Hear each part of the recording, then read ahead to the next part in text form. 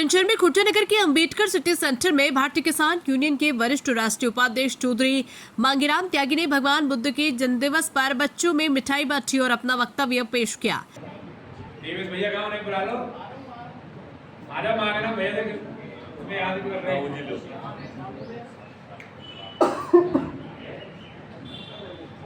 बच्चों ले लिया मिठाई सबने, बैठ जाओ। लो बेटा। सिटी सेंटर ऐतिहासिक सेंटर है। इसमें लगी भगवान बुद्ध की मूर्ति अष्ट धातु की है। इस मूर्ति को थाईलैंड की महारानी ने यहाँ स्थापित करवाया था। मुख्य अतिथि मांगीराम त्यागी ने कहा कि भगवान बुद्ध एक विचार थे। उन्होंने अपने जीवन में कोई चमत्कार नहीं दिखाया, लेकिन उन्होंने इंसान को सच्चाई, शांति, अहिंसा का मार्ग दिखाया। भगवान बुद्ध एक विचार थे। आज भगवान बुद्ध विचार बनकर पूरी दुनिया में स्थापित है।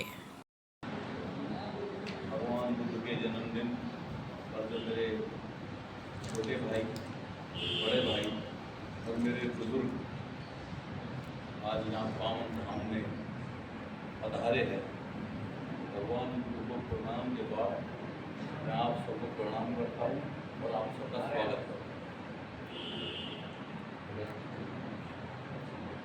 भगवान के जीवन पर, उनके चरित्र पर इतना सुंदर वक्तव्य मेरे भाई राम जी ने और मेरे भाईसा कैलाश जी ने कितना सुंदर वक्तव्य दिया, जो मेरे पास तो कुछ कहने के लिए तो बचा नहीं। पूर्ण रूप से उनका चरित्र आपके सामने, लेकिन मुझे आप सभी लोगों ने मौका दिया है तो ये मेरा दायित्व बनता है कि मैं भी कुछ बोलूं। आज जिन भगवान की शरण में हम बैठे हैं, भगवान ने राजा के यहाँ जन्म लिया, बहुत बड़े राजा के यहाँ जन्म लिया। चाहते तो राजशाही जीवन जी सकते,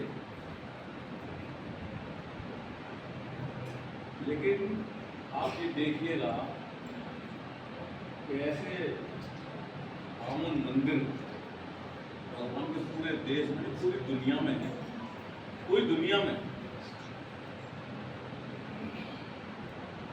कब बने?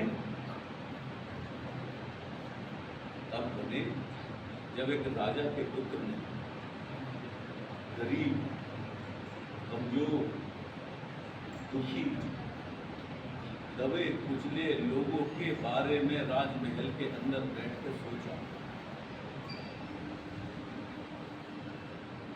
किन राजाओं को फुर्सत होती है गरीब लोगों के बारे में सोचने की? आज भी नहीं। उन्होंने सोचा, कुछ समाज ऐसा भी है जो रात को भूखा सोता है, कोई समाज ऐसा भी है इस देश के अंदर जिसे बीमार होने पे इलाज नहीं मिलता, कोई समाज ऐसा भी है जिसका तिरस्कार किया जाता है, उसमें सब जाति धर्मों के लोग एक भूख के खिलाफ भगवान ने सोचा। कहाँ सोचा? राजमहल के अंदर बैठ के। और जब वो उसकी सोच में इतने लीन हो गए और वो ये समझ गए कि मैं इस राजमहल में बैठ के अपने उन भाइयों की बात नहीं कर सकता, अपने उन भाइयों तक नहीं पहुंच सकता, मैं उस दर्द को नहीं समझ सकता, तो उन्होंने राजमहल छोड़ दिया। ज्ञान प्राप्त कहाँ हुआ? एक निर्जन पेड़ के नीचे। और आज उनके विचार इस तरह से फैल गए, उनके विचारों को लोगों ने इस तरह से ग्रहण किया कि आज हम सब उन भगवान की शरण में हैं। तो हम इनके विचारों से प्रेरित होकर तो आज यहाँ बैठे हैं। और क्या विचार थे? विचार थे कि वो जो लोग हैं, जो एक समाज है जो इसे भरपेट खाना तक नहीं महोत्सव, जिसे इलाज महोत्सव नहीं, जिसके सर पे छत नहीं, मैं उस समाज की बात करता हूँ। मैं उस समाज के लोगों का दुख दूर करने की कोशिश करूंगा। और यही मंत्र है जो भगवान ने इस दुनिया को दिया, जो गरीब की मदद करेगा, जो भूखे का पेट भरेगा, उसका नाम, उसकी कीर्ति चारों दिशाओं में। कोई दूसरा मंत्र नहीं। आज भगवान के समक्ष हम बैठे हैं। भगवान ने दुखियों का दुख दूर करने की कोशिश नहीं करा, भूखे को भोजन दिया, विद्वानों के लिए विचार लेकर आए। भगवान बुद्ध तो एक विचार है।